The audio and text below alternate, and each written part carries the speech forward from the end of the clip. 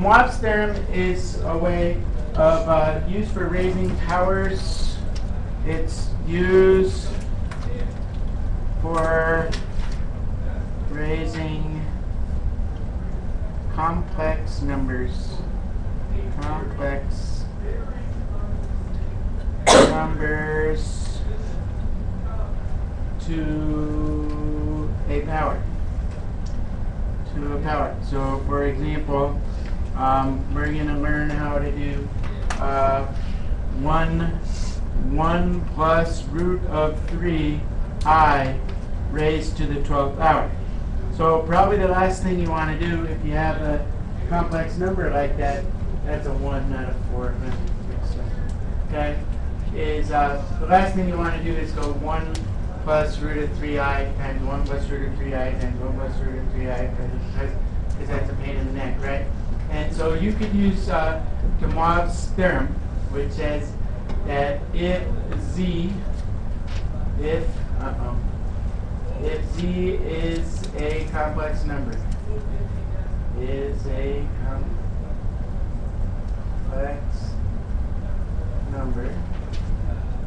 and z to the n is equal to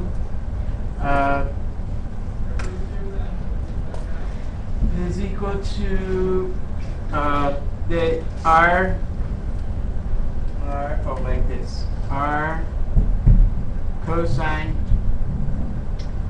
theta plus I sine theta raised to the n. Okay, that's not really the formula. That just means I'm taking this complex number in trigonometric form and raising it to a power, which is equal to, here's the formula, r to the n times cosine n theta plus I sine of n theta. That's Demoivres's theorem. So z to the n is equal to r to the n times cosine n theta plus I sine n theta. So it's it comes out directly out of that multiplication formula that I gave you for homework. Remember that thing? And if you just apply that multiplication formula numerous times, you end up with this. That's where it's derived from. So, in other words, if I want to take this thing and raise it to the 12th power, all I have to do is go r to the 12th power times the cosine of 12 times theta. But I have to figure out what theta is first, okay? So, 12 times theta. So we're going to figure out over here what theta is. And the way you do that is saying that the tangent of theta is equal to root of 3 over 1, right? P over A. And so so in this case, I think you could just apply the, you can just take the inverse tangent of root of 3, because the inverse tangent and the angle are both going to be found in the first quadrant, okay? Because the inverse tangent of root of 3 is a positive number, okay? Uh-oh. I know the Heimlich maneuver. It's okay. Okay. All right. And so, who knows what that angle is? Where is tangent equal to root of 3? 60 degrees, okay? So we'll just call it 60 degrees because it's, so inverse tangent. So if instead of being in the first quadrant, which this number is, right, if it were both negative, you would still be taking, if you had a negative and negative, right, there, I would still be taking the inverse tangent of positive root of 3, but then I'd have to add 180 to it to get into the third quadrant. Do you understand? Okay? So in this case, the inverse tangent, since inverse tangent is positive only in the first quadrant, I get out, this is theta right here. So I get 12 times 60, which goes in there, plus I sine of 12 times 60. 12 times 60. Everyone understands where I did that from? And then I multiply and I simplify it. So, oops, r to the 12th is, first you have to, oh, I didn't find r, did I? R is equal to the square root of 1 squared plus root of 3 squared, which very conveniently comes out to be what? 2. Okay, right? 1 plus 3 square root of 4 is 2. So this comes out to be 2 to the 12th. Okay? And then if you don't know what 2 to the 12th is, it's 4,096. The cosine times, isn't it? I think it is. I didn't do that in my head. I memorized it. Or I knew it. I did this problem last night. So 12 times 60 is 720. So you can multiply that times the cosine of 720 plus I sine of 720. And the cosine of 720 would be the same as the cosine of 0, right? Because you're going around the circle twice. So what's the cosine of 720? 1. Very good. And what's the sine of 0?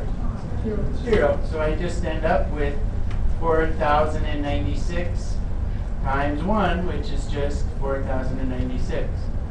Okay, and so it doesn't come out to always be a nice, so that's a pure real number, right? So even though I take an imaginary number or a complex number and I raise it to the 12th power, in this case, I end up with a real number. You won't always end up with a pure real number. This one just happens to come out that way. Okay? Questions about that? Let's do another one where it's not. No, we're done with that one. But just so you know, if this doesn't always come out. Like this might be the sine of 300 or something. And that might, in which case you'd get a complex number for your answer. So in other words, if I took 1 plus root of 3i, and I went 1 plus root of 3 times I times 1 plus root of 3, because you're going to be asked to do like a couple by hand. If I did this, I do your first, so this thing squared would be 1 plus 2 root of 3i plus root of 3i squared, or 3i squared plus 3i squared, and what's I squared? Negative 1, so this would turn into negative 2, right? 3 times negative 1 is negative 2, plus 1, which is would be negative 2 plus 2 root of 3i, right? So that would be your squared, and then you'd have to times that by 1 plus root of 3i again, right? And you keep going and going and going. You don't want to do that, right? So it's way easier to do. Yes, ma'am? Where did the I go in the equation above? Where did the I go? So this was just, I was just showing you. What did you do, 2 root 3? The 2 root of 3, 1 times root of 3, I FOILed that. Sure. Okay? But say what, Stephanie? Like when you have the 4,096, isn't there supposed to be an I? No, because that's just r squared. Not in the No. answer. Oh, and the answer? No, because it's 4,096 times the cosine of 720, which is 1, right? Plus I sine of 720, and the sine of 720 is 0, right? This is 1, and so the I part disappears. So if it wasn't 0, then you would have an I. Yeah, then you would have none. All right? Okay, so now that's pretty easy. That part's pretty easy. The next part is called complex roots. Okay? So, oops, let's do this paper because I like this paper. I bet they don't have Mobi boards in Niwot. They're not as high tech as me. Huh? See, you would be getting. And I put all my videos online, and you could watch them, and you could hear funny jokes too if you stay in my class. Because my name is Mr. Leader, and when I go out to dinner with just me and my wife, my car doesn't go very fast. But when I go out with my wife and my 2 kids, it goes really fast. You know why? Because when I'm just with me and my wife, my car is only a 2-liter. But when I go with my wife and my 2 kids, then I got a 4-liter.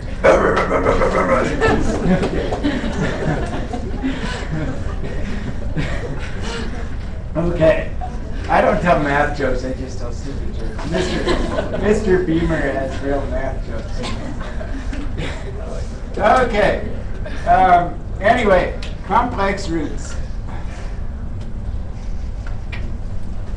Complex roots. Okay. So, so first of all, what you got to know for an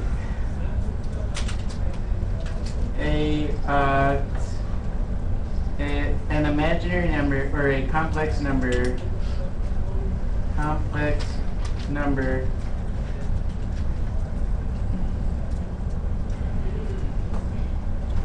has how would I say this?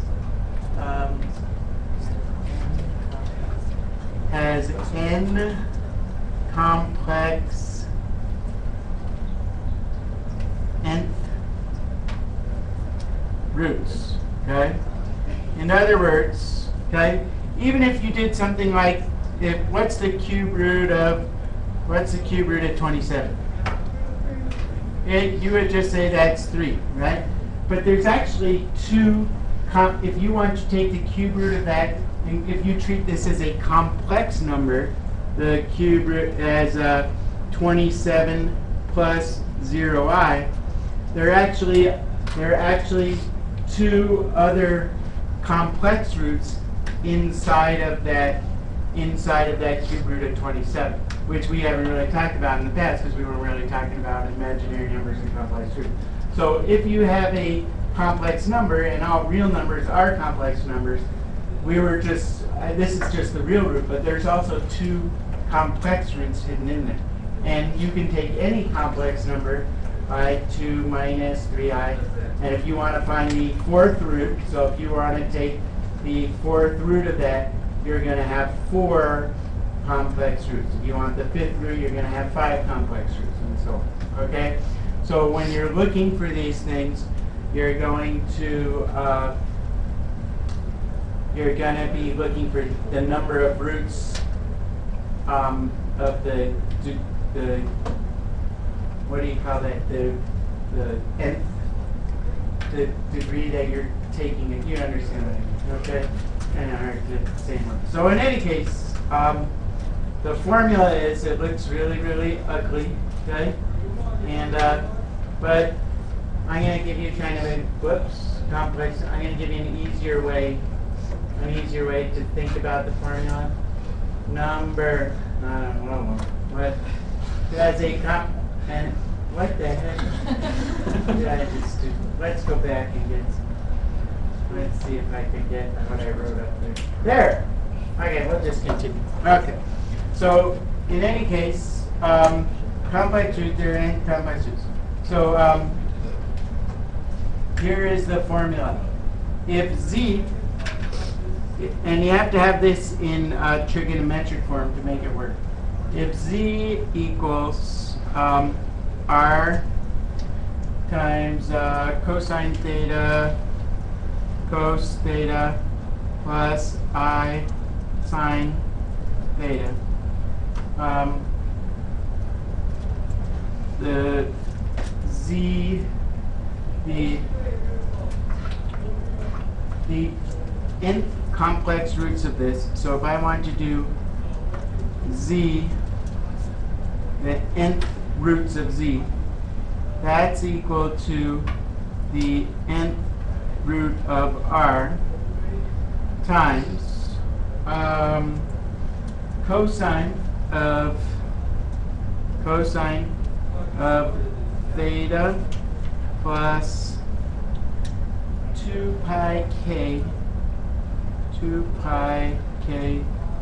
over n, like this, plus I sine of theta plus 2 pi k over n, where k equals 0, 1, 2, dot, dot, dot, goes to the n minus 1. Okay? So, in other words, if I want to find the fifth root, Okay? The fifth, there's going to be 5 fifth roots of some complex number. Okay? I plug in, the first time I plug in 0 in here. The second time I plug in 1 in here. Third time I plug in 2, 3, and I stop at 4. Okay? Because then I would have 5 roots. 0, 1, 2, 3, 4. You get that? Okay? So then all you have to do is plug in chug, but it gets a little complicated. And what I'll show you kind of what you're looking for when you do this, or I'll show you how to do it. So the first one we're going to look at is find the fourth roots of 16. So find the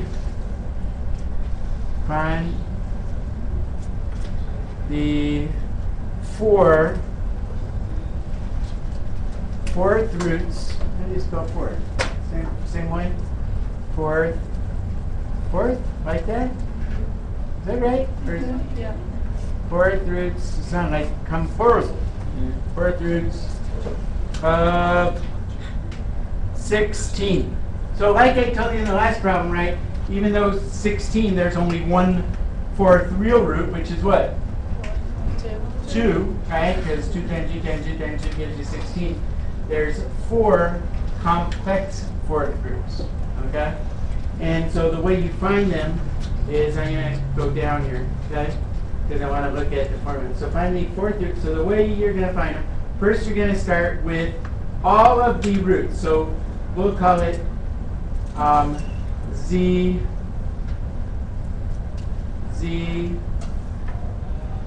they don't really use this notation in the book, but I'm going to, the fourth root of Z, the first fourth root of Z, okay? Here's the first fourth root.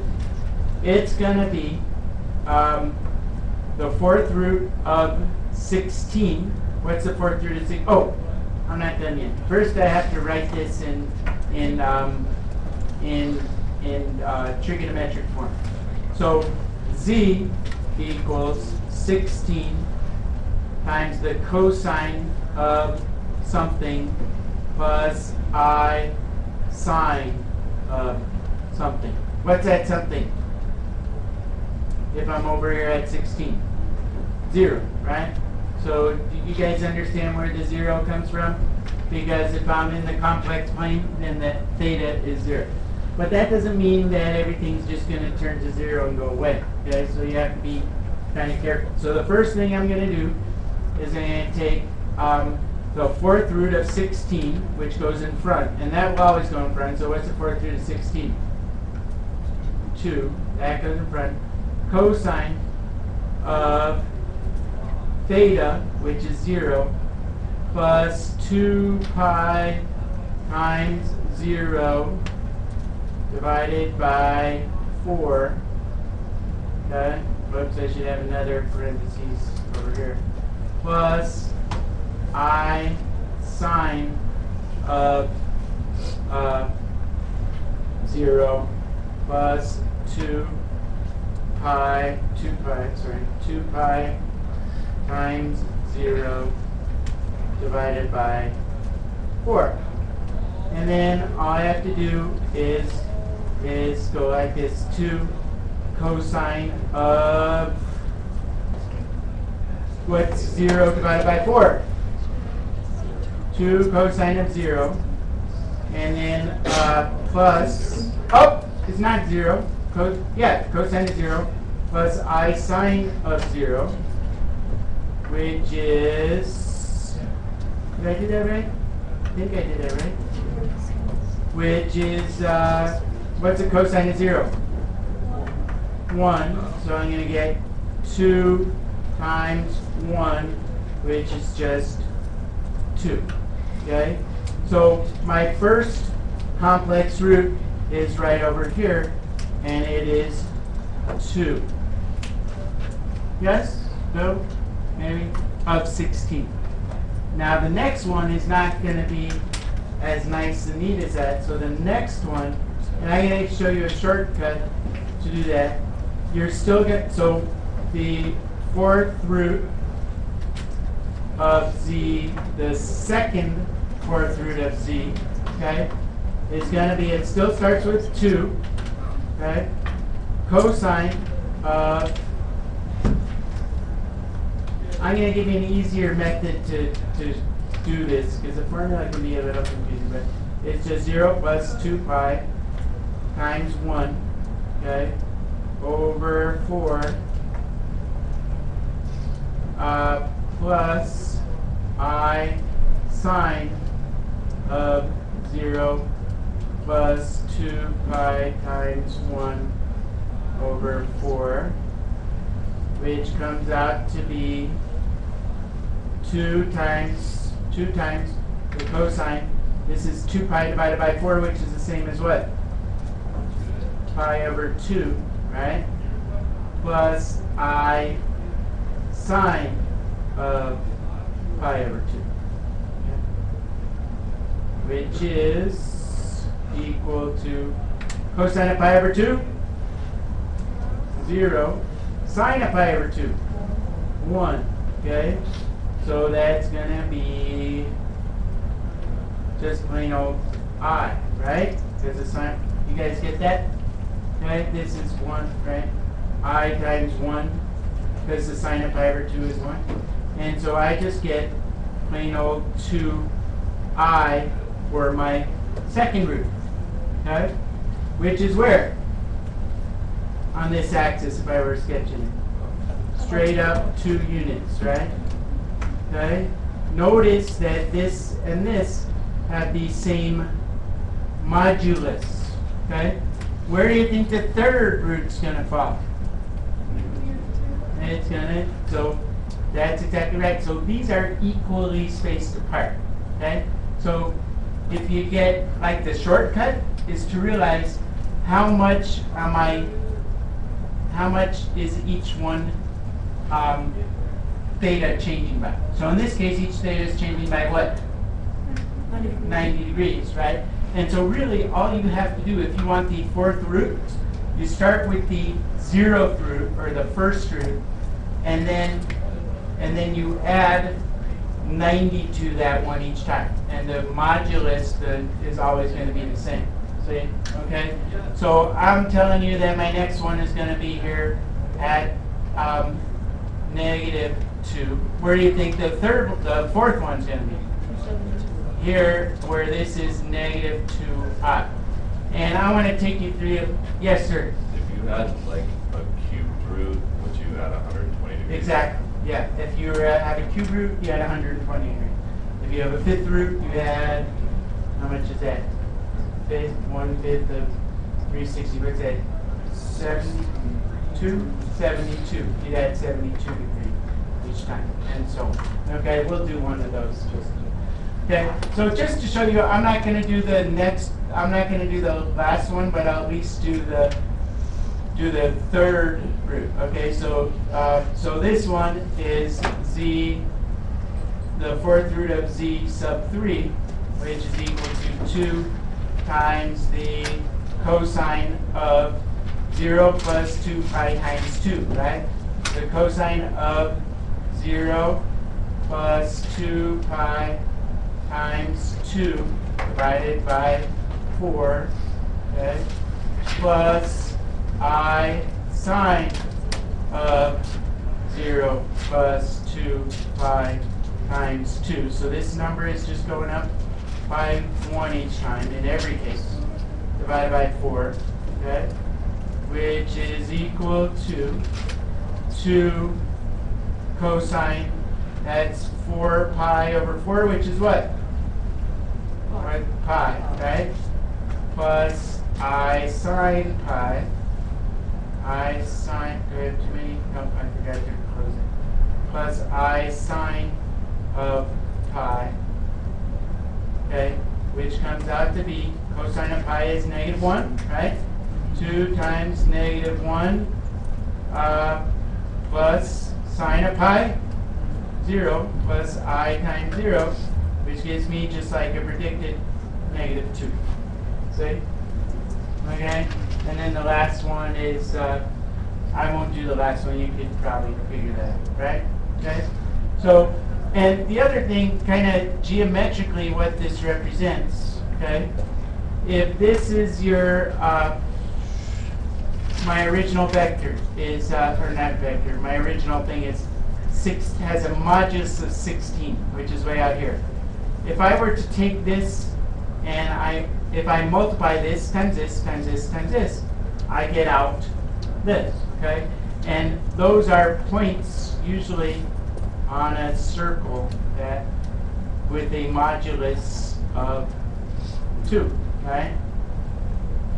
That equally spaced points on a circle. Now they don't all. It doesn't always start at 0, 0, or at on the x-axis. So I want to do one where you don't start out on the x-axis, but I'm going to put you in degrees instead of radians. You guys get that? Why would you ever want to do this?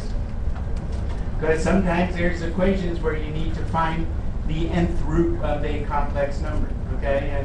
And there's probably applications in engineering and stuff where you want to do it, but also it's, you know, it helps with solving some hard math equations.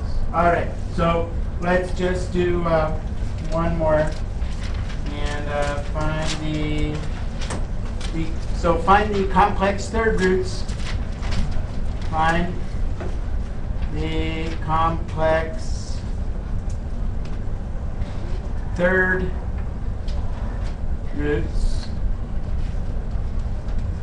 of 4 root of 3, 4 root of 3 minus 4i. Okay? So the first thing that you want to do is write this in trigonometric form.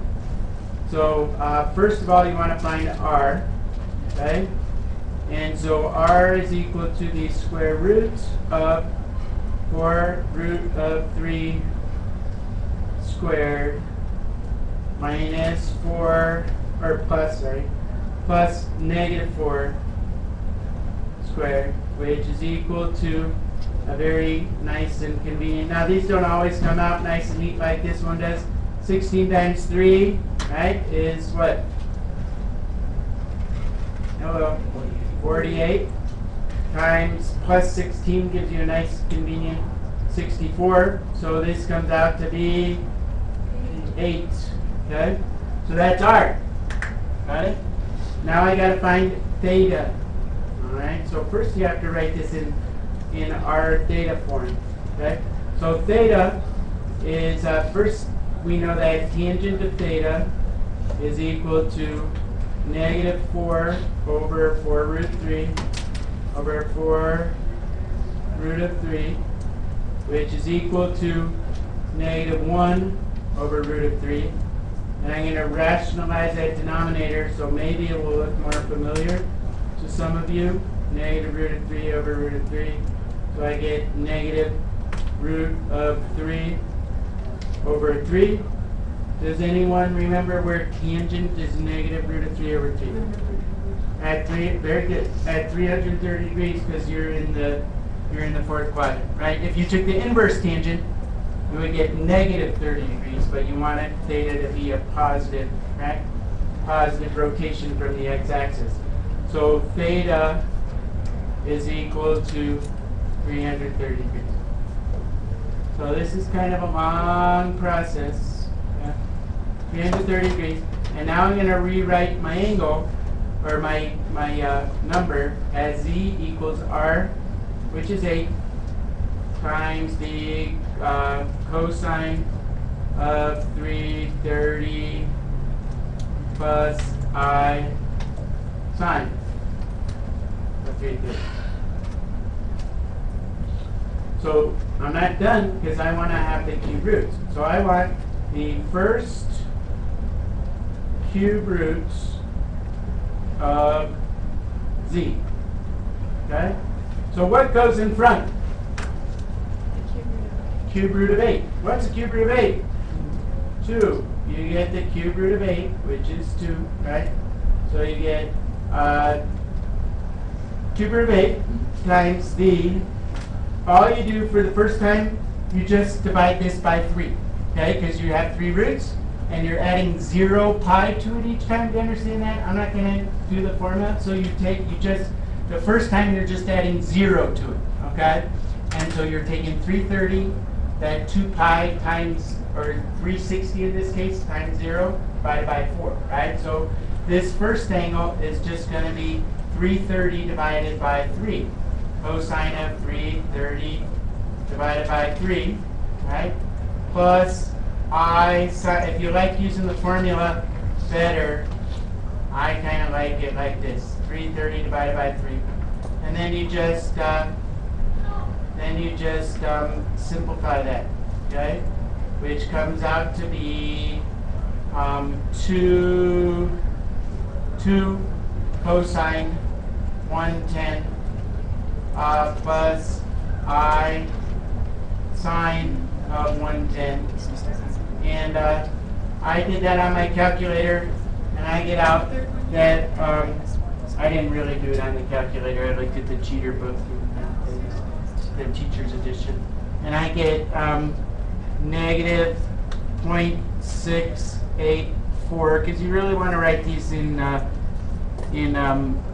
standard form, not in trigonometric form. So 0.684 plus 1.897i. So that would be your first cube root.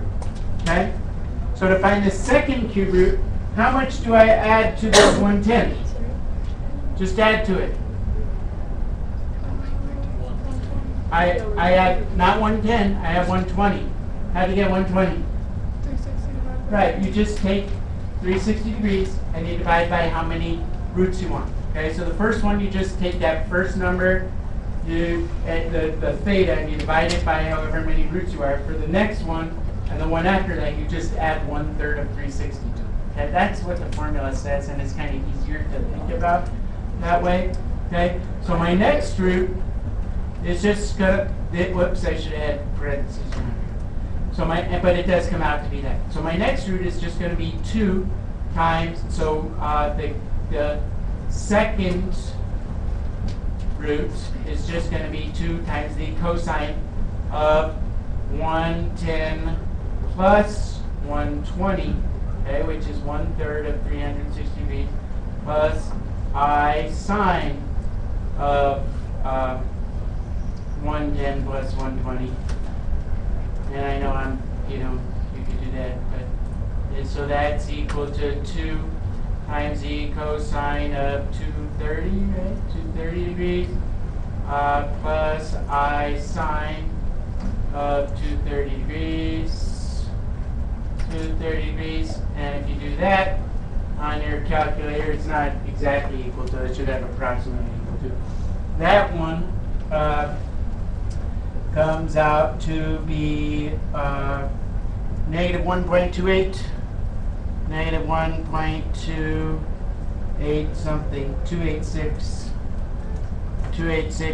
and minus 1.532i, negative 1.532i. Okay, and the third root, z3 cube root, is going to be 2 times the cosine of what? 230 plus 230 plus 120, which comes out to be, what's that, 350? 350 plus I sine of 350. Okay? And if I do that on my calculator, I get that one's equal to about 1 point, and I'm putting these numbers on here for a reason, 1.96 negative 0.347i. Okay? And so the reason that I put these numbers here, okay, is because I kind of want to show you graphically a little bit. Uh-oh, I don't want to do that. I want to do this. Okay, graphically, a little bit what this looks like. Okay, here's your, I should change colors. Okay, so the original point is theta is 330 and that the angle or the modulus is 8. So it's going to be 330 about here, going out this way, right? Modulus of 8. Okay. So the next one, if I were to break this up into these components, the first one is going to be in which quadrant? Negative, positive. Negative point. It's going to be in the second quadrant. It's going to be at 110 degrees, and it's going to have a length basically of 2. So 110 would be like 20 degrees west of there. So that one's going to look like that, right? The next one is going to be at 230 degrees, which is 50 past 80, and it's going to be over here. Okay? I mean 50 past 180. And it's where'd my arrow go? Oh, well. And it's going to be going that way. Let's make it perfect. I'm doing so good here. Come on, let's make it perfect. Where's my arrow? Come on, malfunction. Okay? So it's going to be right there. I don't know where my arrow is. Okay. And then the last one is going to be in which quadrant? Positive, negative, which quadrant am I in? Fourth quadrant is going to be at 350 degrees, just shy of 360, and it's also going to have a modulus of 2. And if you did this correctly, these things are all symmetric, right? They're equally spaced. And then if I went another 120, I'd be at your first one, you see? So this is z, right? This is the nth root. This is the nth root, or the cube root. There's z1. Here's the root z2, right? Cube root. And here is the one that is z3, cube root. And if I had another 120, I'd be back at the beginning, so I'm done. You see? So if I multiplied this times this times this, I would end up getting this. So, which is kind of cool, and that's what you're finding when you're finding the roots. You get it? Yeah? It's not too, it's a complicated process, but you just take it step by step by step. And that's kind of it. Okay, so any questions? Yes, sir. How did you get 110 plus 120? Wait, I have to pause.